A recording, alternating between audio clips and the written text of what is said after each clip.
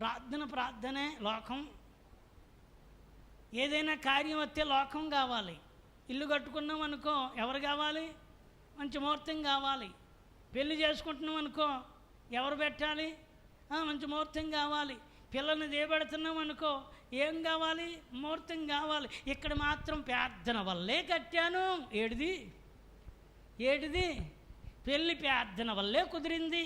పెళ్ళి ప్రార్థన వల్లే ఈ అమ్మాయింది దేవుడిచ్చాడు, ప్రార్థన వల్లే ఇవన్నీ చేశాము అని అంటూనే, పాస్టర్ గారు, అయ్యగారు, మీ మాటే విన్నామండి, మీరు చెప్పినట్టుగానే విన్నామనండి, మేము పలానా రోజుని పెట్టుకుంటున్నామండి అంటే సేవకుడు పెడుతున్నాడా, నువ్వు పెట్టుకుంటున్నావా?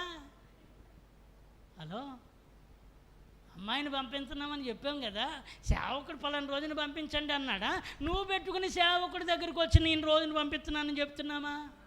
మాట్లాడరే మందా? చెప్పరేమండి పౌలు గారు?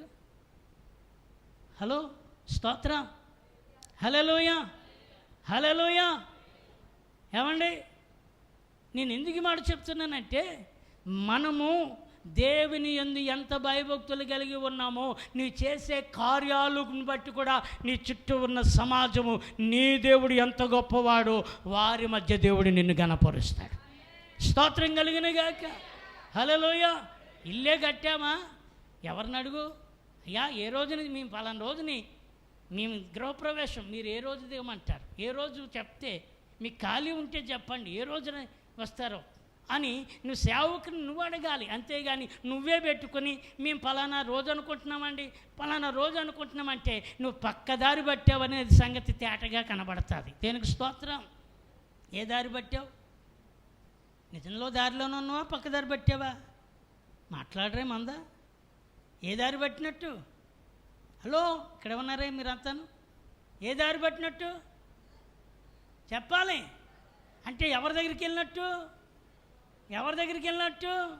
లోకంలో ముహూర్తం పెట్టించుకొని ఇక్కడ పాస్టర్ గారి దగ్గరికి వచ్చి మీరు ఏం చెప్తే అది కాదు నాన్న, దేవుడు నీకేది చెప్పాడో.